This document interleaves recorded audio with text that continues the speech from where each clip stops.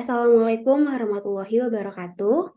Perkenalkan, nama saya Rahel Cita Salwa dari kelas A dengan NIM 14 10 62 11 23 dengan dosen pengampu Dr. Kinkin Yuliati Subarsa Putri MSI.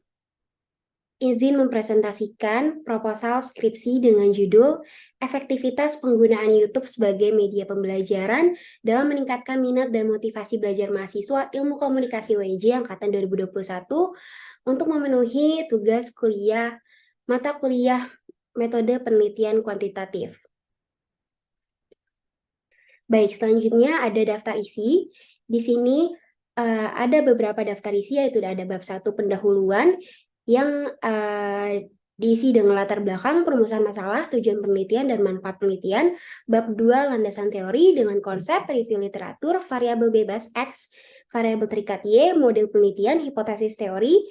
Bab 3 metode penelitian, paradigma penelitian, pendekatan penelitian, metode penelitian, populasi sampel, teknik penarikan sampel, ukuran sampel, hipotesis riset, hipotesis statistik, metode pengumpulan data, metode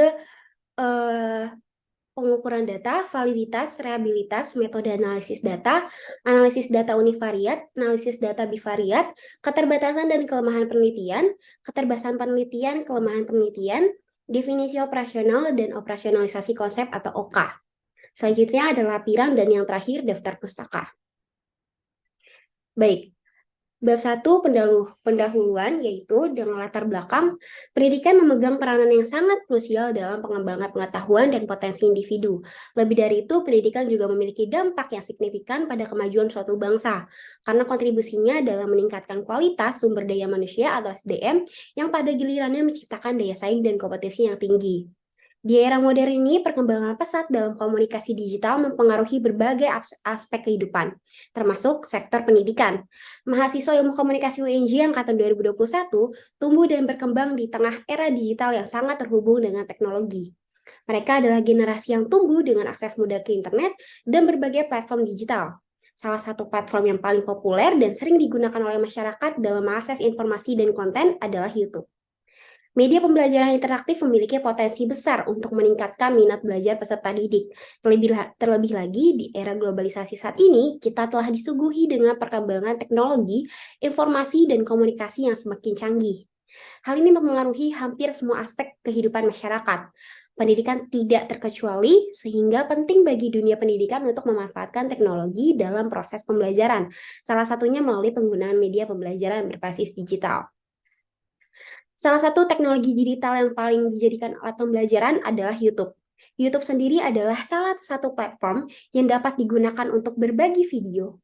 Menurut data dari Hootsuite We Are Social 2022, jumlah pengguna YouTube di Indonesia mencapai 139 juta pengguna. Selain itu, berdasarkan penilaian dari SEMrush Ranking, YouTube menjadi website dengan posisi kedua yang paling sering dikunjungi oleh pengguna internet Indonesia. Dengan pertumbuhan yang pesat ini, YouTube menjadi pilihan yang sangat relevan untuk menjadi media pembelajaran yang efektif dalam meningkatkan minat belajar mahasiswa di era digital ini. Penggunaan YouTube sebagai media pembelajaran telah menjadi tren yang signifikan dalam dunia pendidikan. Video-video pembelajaran yang tersedia di YouTube dapat menyediakan akses cepat dan mudah ke berbagai materi pembelajaran. Terlebih lagi, YouTube menyajikan materi-materi tersebut dalam format yang lebih visual dan interaktif, yang dapat menarik perhatian mahasiswa. Namun, meskipun penggunaan YouTube sebagai media pembelajaran semakin populer, belum banyak penelitian yang secara khusus mengkaji efektivitasnya dalam meningkatkan minat dan motivasi belajar mahasiswa Ilmu Komunikasi UNJ Angkatan 2021. Minat dan motivasi belajar adalah faktor-faktor penting dalam kesuksesan pendidikan. Mahasiswa yang memiliki minat dan motivasi belajar yang tinggi cenderung mencapai prestasi akademik yang lebih baik. Dalam konteks ini, penelitian ini bertujuan untuk menginvestigasi sejauh mana penggunaan YouTube sebagai media pembelajaran dapat meningkatkan minat dan motivasi belajar siswa. Melalui analisis yang mendalam, diharapkan penelitian ini dapat memberikan pemahaman yang lebih baik tentang potensi YouTube sebagai alat pendidikan dalam konteks komunikasi digital. Selain itu, penelitian ini juga dapat memberikan informasi yang berguna bagi pengembangan strategi pembelajaran yang lebih efektif di tengah lingkungan pendidikan tinggi, khususnya untuk program studi ilmu komunikasi. Dengan demikian, penelitian ini memiliki relevansi yang signifikan dalam menghadapi tantangan pendidikan di era digital yang terus berkembang.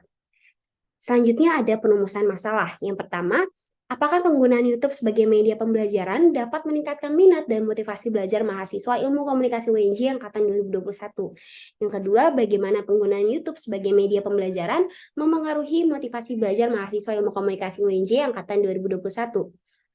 Yang ketiga atau yang terakhir, apakah ada hubungan antara minat dan motivasi belajar mahasiswa dengan penggunaan YouTube sebagai media pembelajaran? Selanjutnya ada tujuan penelitian. Yang pertama, mengetahui penggunaan YouTube sebagai media pembelajaran dapat meningkatkan minat dan motivasi belajar mahasiswa Ilmu Komunikasi UNJ angkatan 2021. Yang kedua, mengetahui perbedaan hasil minat dan motivasi belajar mahasiswa Ilmu Komunikasi UNJ angkatan 2021 yang menggunakan media pembelajaran YouTube dengan yang tidak menggunakan YouTube. Yang ketiga atau yang terakhir, mengetahui efektivitas YouTube sebagai media pembelajaran dalam meningkatkan minat dan motivasi belajar mahasiswa Ilmu Komunikasi UNJ angkatan 2021. Selanjutnya ada manfaat penelitian. Dengan mempertimbangkan tujuan penelitian yang dicapai, penelitian ini memiliki harapan untuk memberikan manfaat yang dapat dilihat dari dua aspek, yaitu manfaat akademis dan manfaat praktis. Dalam konteks manfaat akademis, tujuan penelitian ini adalah untuk berkontribusi dalam pengembangan pengetahuan di bidang ilmu komunikasi yang berkaitan dengan penggunaan media sosial, yakni komunikasi digital. Secara khusus, penelitian ini diharapkan dapat menambah pemahaman kita tentang efektivitas penggunaan YouTube dalam meningkatkan minat dan motivasi belajar mahasiswa. Sementara itu, dalam konteks manfaat praktis, penelitian ini diharapkan dapat memberikan wawasan yang berharga serta pembelajaran yang berguna, baik bagi penulisnya maupun bagi praktisi komunikasi lainnya. Selain itu, penelitian ini juga dapat berpotensi membuka pintu untuk pengembangan strategi pembelajaran yang lebih baik di lingkungan pendidikan tinggi, khususnya untuk program studi ilmu komunikasi. Dengan pemahaman yang lebih baik tentang potensi YouTube, pendidik dapat merancang materi pembelajaran yang lebih menarik dan interaktif sehingga meningkatkan kualitas pendidikan. Selanjutnya kita beralih ke bab 2, landasan teori. Yang pertama ada konsep. Di sini saya mengambil konsep komunikasi digital. Kemajuan teknologi digital yang didukung oleh kekuatan internet telah membawa perubahan signifikan dalam berbagai bidang, termasuk dalam dunia komunikasi. Perkembangan komunikasi berbasis teknologi digital telah menghasilkan berbagai jenis media komunikasi, mulai dari sistem komunikasi luar angkasa yang sangat kompleks hingga telepon seluler yang digunakan dalam kehidupan sehari-hari, baik untuk keperluan bisnis maupun untuk berkomunikasi secara sosial. Dampak besar dari perkembangan telepon seluler terjadi ketika teknologi internet diintegrasikan ke dalam telepon pintar atau smartphone, sehingga setiap individu di seluruh dunia terhubung melalui jaringan sosial, jaringan global yang membuat batasan geografis dan perbedaan waktu tidak lagi terasa.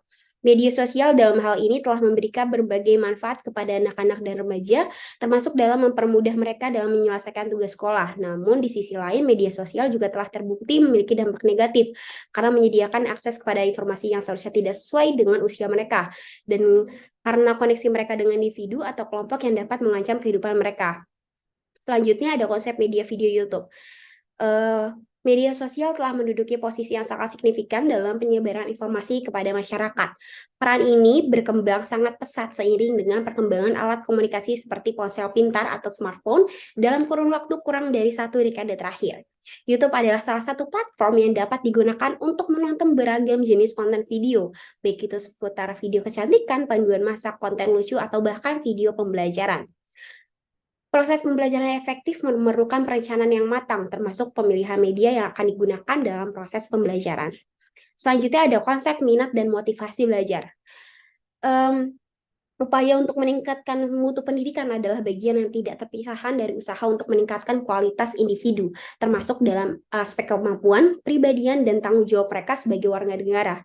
Minat adalah kecenderungan yang tetap untuk fokus pada menikmati kegiatan tertentu, seperti yang didefinisikan sebagai minat adalah kecenderungan yang persisten untuk memberikan perhatian dan menikmati kegiatan itu atau konten yang sama. Tingkat minat dan motivasi belajar seseorang memiliki hubungan positif dengan hasil belajarnya, yang berarti bahwa semakin tinggi minat belajar seseorang, semakin baik hasil belajar yang dapat dicapai oleh orang tersebut. Sebaliknya, jika minat dan motivasi belajarnya mengalami penurunan, hasil belajarnya juga akan cenderung menurun. Oleh karena itu, meningkatkan minat dan motivasi belajar memiliki pentingnya, karena minat belajar memiliki dampak signifikan terhadap prestasi belajar seseorang. Selanjutnya ada review literatur. Penelitian sebelumnya yang pertama berjudul Penggunaan Media Pembelajaran Berbasis YouTube dalam Meningkatkan Minat Belajar Peserta Didik oleh Yulistian Febrian Awan Bahrudin dan Ria Yuni Lestari tahun 2023. Tujuan penelitian ini adalah untuk mengetahui perbedaan hasil minat belajar peserta didik yang menggunakan media pembelajaran YouTube dengan yang tidak menggunakan YouTube. Hasil dari penelitian ini menunjukkan bahwa media pembelajaran YouTube memiliki pengaruh yang signifikan terhadap minat belajar peserta didik. Penelitian yang kedua berjudul Pengaruh Media Video YouTube terhadap Motivasi Belajar dan Hasil Belajar Pendidikan Agama Islam di SMP Negeri 20 Kota Bengkulu oleh Herli Oktiana tahun 2020. Jenis penelitian yang digunakan adalah pendekatan kuantitatif dengan metode kuasi eksperimental dengan pre-test post-test design.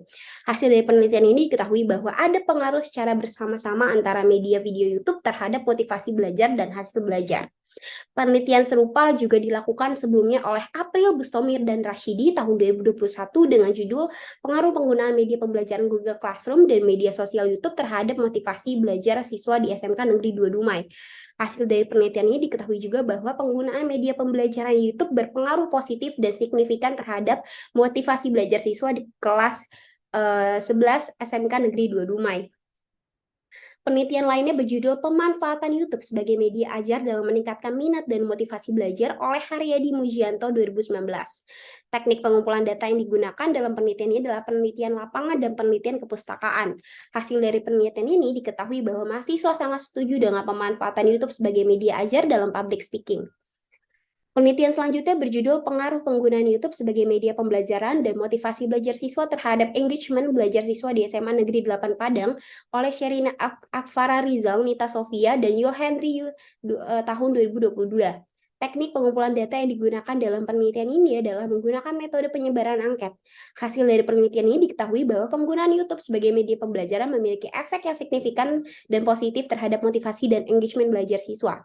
Penelitian lainnya berjudul Efektivitas Penggunaan Aplikasi Digital untuk Meningkatkan Motivasi Belajar Siswa pada Mata Pelajaran PAI dan Budi Pekerti di SD Islam Teratai Putih Global Bekasi oleh Fatima Azhara Hanifah Heriadi dan Ai Sobarna tahun 2022.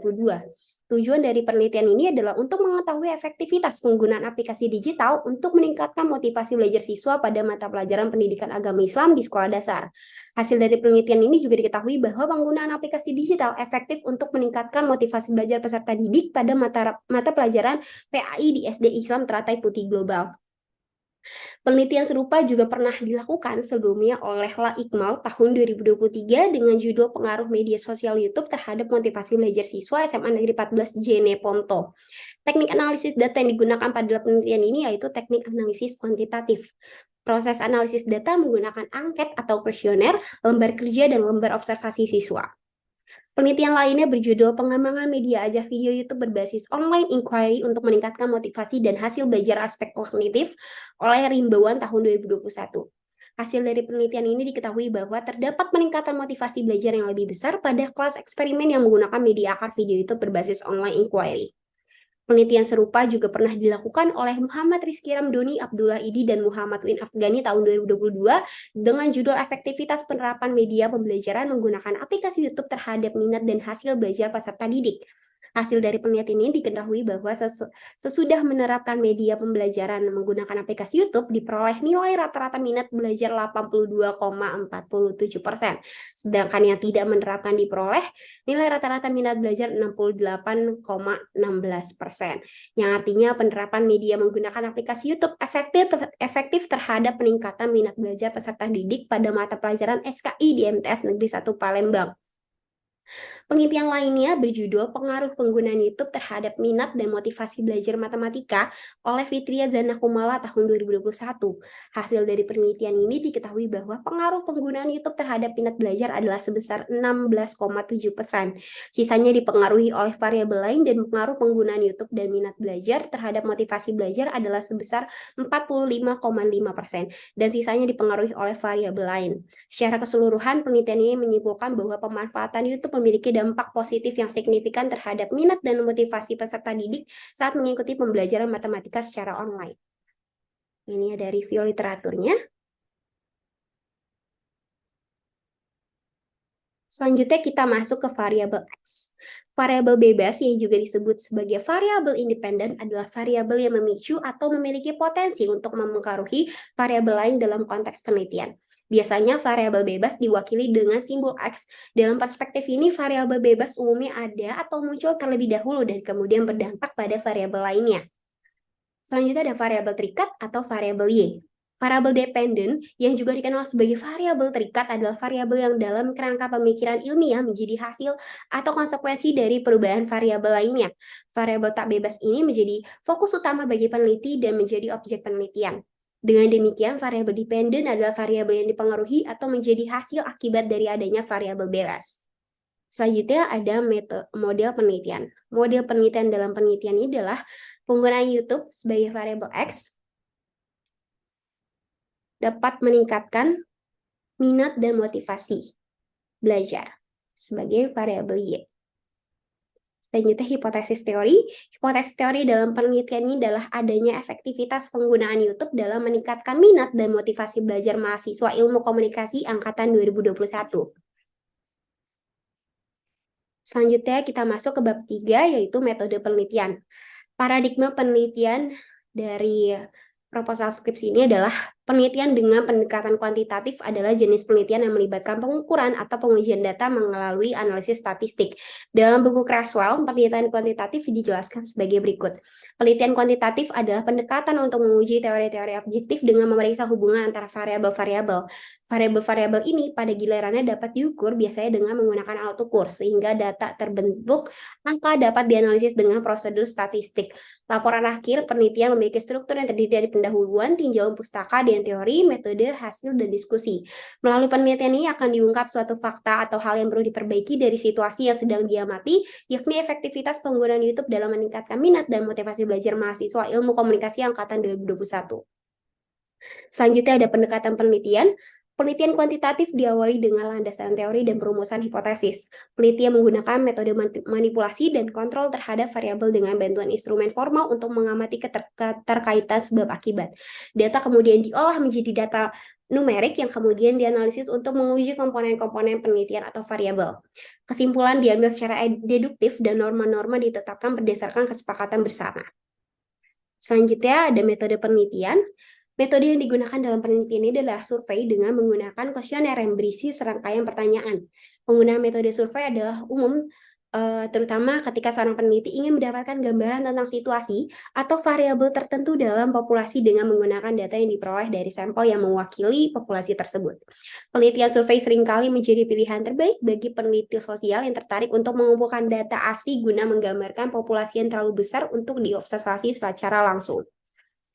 Selanjutnya ada populasi, sampel, dan teknik penarikan sampel. Populasi, menurut definisi dalam Kamus Besar Bahasa Indonesia tahun 1989, populasi penelitian merujuk pada sekelompok orang, benda, atau hal yang digunakan sebagai sumber sampel penelitian. Kelompok yang memengaruhi syarat-syarat tertentu yang relevan dengan permasalahan penelitian. Dalam konteks penelitian ini, populasi yang menjadi fokus adalah mahasiswa ilmu komunikasi Universitas Negeri Jakarta angkatan 2021 yang berjumlah 124 orang. Sampel merupakan sebagian kecil dari total jumlah individu dan ciri-ciri yang dimiliki oleh seluruh populasi. Dalam penelitian ini, sampel yang digunakan terdiri dari 95 mahasiswa yang merupakan bagian dari populasi mahasiswa ilmu komunikasi Universitas Negeri Jakarta angkatan 2021. Teknik penarikan sampel, pemilihan metode pengambilan sampel adalah langkah penting dalam menentukan metode yang paling sesuai untuk berbagai jenis penelitian, sehingga peneliti dapat membuat keputusan yang tepat dalam pemilihan teknik yang sesuai dengan penelitian mereka. Dalam penelitian ini, peneliti memilih menggunakan metode purposive sampling yang melibatkan pemilihan sampel berdasarkan kriteria tertentu. Selain itu, peneliti juga menggunakan rumus Lovin untuk menentukan jumlah sampel yang akan menjadi fokus dalam penelitian mereka. Dengan demikian, teknik pengambilan sampel yang digunakan dalam penelitian ini adalah metode purposive sampling dengan tambahan perhitungan menggunakan rumus Lovin untuk menentukan jumlah sampel yang sesuai. Rumus yang digunakan adalah N sebagai jumlah sampel sama dengan N jumlah populasi 124 orang, N1, tambah N yang E2 sebagai batas toleransi kesalahan. Sehingga hasilnya jadi 95 orang digenapkan. Oleh karena itu, kami melakukan penelitian terhadap 95 sampel atau responden. Nah, ukuran sampel secara statistik ada keyakinan bahwa semakin besar ukuran sampel, maka hasil yang diperoleh cenderung lebih akurat. Dalam kasus sampel yang besar, rata-rata atau mean dan deviasi standar atau standar deviasi yang dihitung memiliki kemungkinan yang tinggi untuk mendekati rata-rata dan deviasi standar populasi. Hal ini dikarenakan jumlah sampel memiliki pengaruh pada validitas pengujian hipotesis statistik. Namun perlu diperhatikan bahwa walaupun sampel kecil mungkin digunakan jika dipilih secara acak dengan benar, sampel tersebut masih dapat mencerminkan populasi secara akurat. Selanjutnya ada hipotesis riset. Hipotesis riset adalah perkiraan atau prediksi mengenai apa yang akan terjadi dalam suatu penelitian. Nah, pada penelitian ini, hipotesis penelitian yang ada adalah H0 sebagai pengguna YouTube efektif dalam meningkatkan minat dan motivasi belajar mahasiswa ilmu komunikasi UNJ angkatan 2021. H1 sebagai pengguna YouTube tidak efektif dalam meningkatkan minat dan motivasi belajar mahasiswa ilmu komunikasi UNJ angkatan 2021. Selanjutnya ada hipotesis statistik. Hipotesis statistik adalah pernyataan atau dugaan yang diajukan dalam penelitian untuk diuji secara ilmiah. Ini adalah prediksi atau asumsi tentang bagaimana dua atau lebih variabel terkait dalam suatu penelitian. Hipotesis statistik digunakan untuk menguji apakah ada hubungan atau perbedaan yang signifikan antara variabel-variabel tersebut dalam populasi yang lebih besar. Pada penelitian ini, hipotesis statistik yang ada adalah H0 sebagai tidak adanya efektivitas pengguna YouTube dalam meningkatkan minat dan motivasi belajar mahasiswa ilmu komunikasi angkatan 2021. H1 sebagai adanya efektivitas penggunaan YouTube dalam meningkatkan minat dan motivasi belajar mahasiswa ilmu komunikasi angkatan 2021. Selanjutnya, metode pengumpulan data. Metode pengumpulan data adalah teknik atau cara yang digunakan oleh peneliti untuk mendapatkan informasi yang dibutuhkan. Metode ini dapat berdiri sendiri sebagai alat untuk mengumpulkan data atau menjadi bagian penting dari proses analisis data. Dalam penelitian ini, kami menggunakan metode angkat atau kuesioner. Metode ini melibatkan serangkaian pertanyaan atau pernyataan yang diberikan kepada responden untuk mengumpulkan data dan informasi yang diperlukan. Selanjutnya ada metode pengukuran data.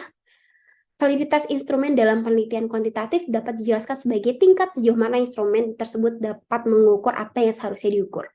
Ini berarti bahwa validitas penelitian kuantitatif terkait dengan sejauh mana peneliti berhasil mengukur dengan benar apa yang seharusnya diukur.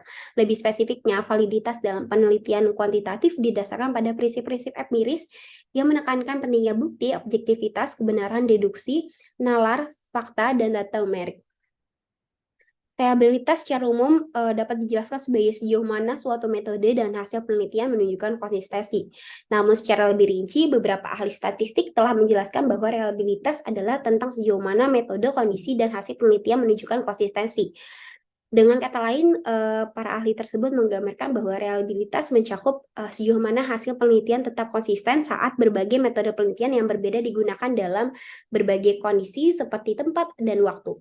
Lebih khusus lagi, konsep reliabilitas mengacu pada konsistensi nilai-nilai atau skor pada item-item yang terdapat dalam kuesioner. Oleh karena itu, uji reliabilitas sebenarnya bertujuan untuk mengukur sejauh mana instrumen penelitian dapat memberikan hasil yang konsisten. Nah, metode analisis data, di sini ada metode analisis data univariat. Analisis data univariat adalah metode yang digunakan untuk menjelaskan atau menggambarkan karakteristik setiap variabel yang sedang diteliti.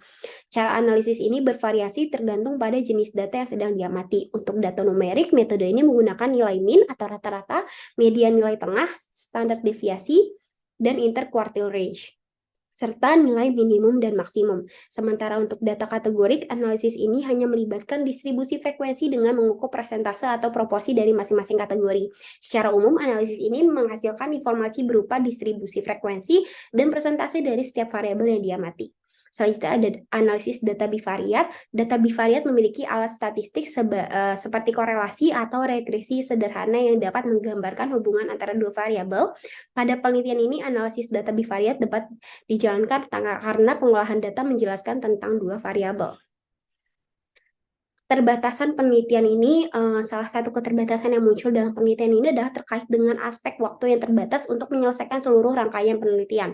Keterbatasan ini kemudian berdampak pada berbagai aspek lain dalam penelitian ini, seperti pengumpulan jumlah sampel yang optimal, pemilihan sampel yang representatif, serta pemahaman yang lebih mendalam terkait populasi yang menjadi fokus penelitian dan faktor-faktor lain yang relevan.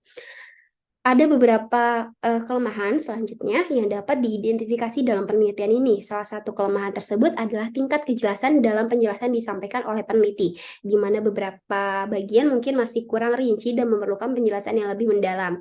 Selain itu, kurangnya referensi dan sumber informasi yang mendukung juga menjadi faktor yang mempengaruhi kualitas penelitian ini, sehingga mengakibatkan hasil penelitian yang masih memiliki keterbatasan dalam hal kredibilitasnya. Kendati demikian, diharapkan peneliti dapat melanjutkan penelitian ini dengan tekun dan memperbaiki kelemahan yang teridentifikasi. Upaya untuk memperbaiki tingkat kejelasan dan dalam penjelasan, menambah sumber referensi yang relevan, dan melakukan penelitian yang lebih mendalam diharapkan dapat menghasilkan penelitian lebih kuat baik dari segi penulisan maupun hasil yang dicapai. Selanjutnya ada definisi operasional. Jadi, komunikasi digital merujuk pada penggunaan teknologi digital, terutama melalui platform media sosial dan situs web seperti YouTube, untuk menyampaikan pesan, informasi, dan konten pembelajaran kepada audiens atau mahasiswa. Komunikasi digital mencakup berbagai bentuk interaksi seperti video pembelajaran, komentar, interaksi sosial, dan pertukaran informasi yang dapat memberikan hasil yang efektif dan signifikan pada minat dan motivasi belajar mahasiswa dalam konteks penggunaan YouTube sebagai media pembelajaran. Dengan begitu, efektivitas terhadap penggunaan YouTube dalam meningkatkan minat dan motivasi belajar mahasiswa akan terjadi. Dalam penelitian ini berjudul Efektivitas Penggunaan YouTube dalam Meningkatkan Minat dan Motivasi Belajar Mahasiswa Ilmu Komunikasi UNJ angkatan 2021 terdapat dua variabel. Variabel pertama adalah penggunaan YouTube sebagai variabel yang bebas atau variabel independen, sementara variabel kedua adalah minat dan motivasi belajar sebagai variabel yang terikat atau variabel dependen. Selanjutnya ada operasionalisasi konsep atau OKA. Di sini ada konsep dari variabel X yaitu penggunaan YouTube. Di sini memakai konsep media baru yang terdapat 4 dimensi yaitu perhatian, penghayatan, durasi, dan frekuensi. Di sini ada indikator dari perhatian yaitu fitur YouTube, interest audience, penghayatan usaha dalam memahami, pengalaman seberapa jauh untuk mencari pengetahuan, durasi jumlah waktu yang digunakan untuk mengakses YouTube sebagai alat pembelajaran, jumlah waktu yang terpakai untuk melihat video pembelajaran, dan juga frekuensi jumlah pengguna dalam mengakses penggunaan YouTube. Selanjutnya, konsep dari variabel Y, minat dan motivasi belajar, menggunakan konsep hierarchy of needs, yaitu piramida kebutuhan. Terdapat 5 variabel, dapat 5 dimensi, yaitu fisiologis, kebutuhan keamanan, kebutuhan sosial dan keinginan, kebutuhan penghargaan, dan aktualisasi diri. Indikator dari fisiologis sendiri adalah kondisi fisik yang memadai untuk belajar, pola makan dan istirahat yang cukup. Indikator dari kebutuhan keamanan yaitu faktor lingkungan belajar yang aman dan stabil. Indikator dari kebutuhan sosial dan keinginan yaitu interaksi sosial dalam kelas dan dukungan sosial dalam mempengaruhi minat belajar. Indikator untuk kebutuhan penghargaan yaitu pujian dan pengakuan atas prestasi. Indikator untuk aktualisasi diri yaitu pencapaian akademik dan pengembangan diri. Untuk skalanya sendiri, peneliti menggunakan skala Likert. Selanjutnya, di sini ada lampiran pertama, yaitu lampiran data masalah dan uniqueness proposal penelitian, yaitu data masalah yang diidentifikasi dalam penelitian ini adalah efektivitas penggunaan YouTube sebagai media pembelajaran dalam meningkatkan minat dan motivasi belajar mahasiswa Ilmu Komunikasi UNJ angkatan 2021.